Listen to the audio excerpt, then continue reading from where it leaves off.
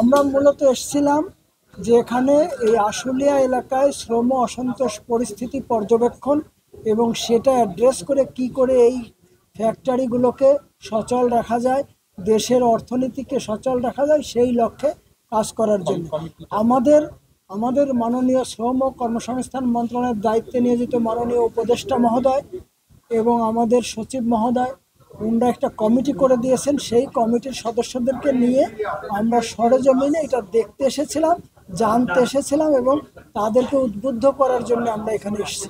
তো সেই লক্ষ্যে আমরা তিনটা পক্ষ একসঙ্গে বসে কথা বলেছি, বোঝার চেষ্টা করেছি, সমস্যাগুলো জানার চেষ্টা করেছি।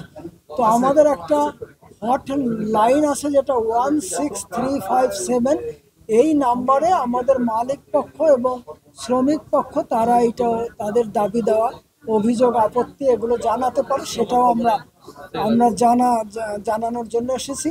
আর আমাদের বিজয়নগরে শ্রম ভবনে একটা সেল করা হয়েছে, সেখানেও তারা অভিযোগ দিতে পারে, আপত্তি, তাদের মন্তব্য জানাতে পারে, সেটা আমরা সরকারের বিভিন্ন পর্যায়ে যেখানে দেয়া দরকার সেখানে আমরা দিব।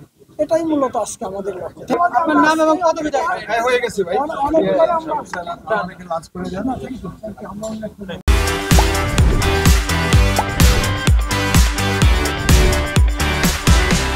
সকাল থেকে ফ্যাক্টরি চলছে, কিছু সামান্য কিছু ফ্যাক্টরি বন্ধ আছে 13 দ্বারায় বিভিন্ন ওদের দাবি দেওয়া নিয়ে বিভিন্ন প্রবলেমের কারণে এখনও ফয়সালা করতে পারেনি। আমরা আশা করছি এর মধ্যে অনেকগুলো ফ্যাক্টরি খুলে যাবে। সর্বমোট 18টি ফ্যাক্টরি বন্ধ আছে, সব ধরনের মিলিয়ে, আর 2টা সাধারণ ছুটি, টোটাল 20টা বন্ধ আছে। আমার এখানে টোটাল ফ্যাক্টরি হলো 1863টা, এর মধ্যে 20টা বন্ধ আছে। কাজ চলছে, কিছু কিছু ফ্যাক্টরিতে দাবি দেওয়া নিয়ে কথা হচ্ছে, কোথাও হচ্ছে। আমরা চেষ্টা করতেছি দুই পক্ষকে বসিয়ে বিষয়টা যেন তাদের আভ্যন্তরীণ বিষয়গুলো আভ্যন্তরীণভাবে যেন মীমাংসা হয়ে যায়। ধন্যবাদ সবাই।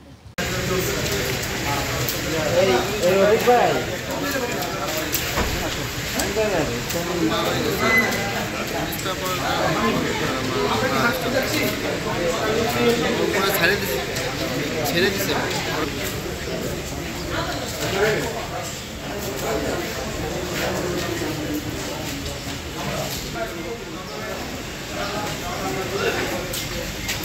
আলম ভাই।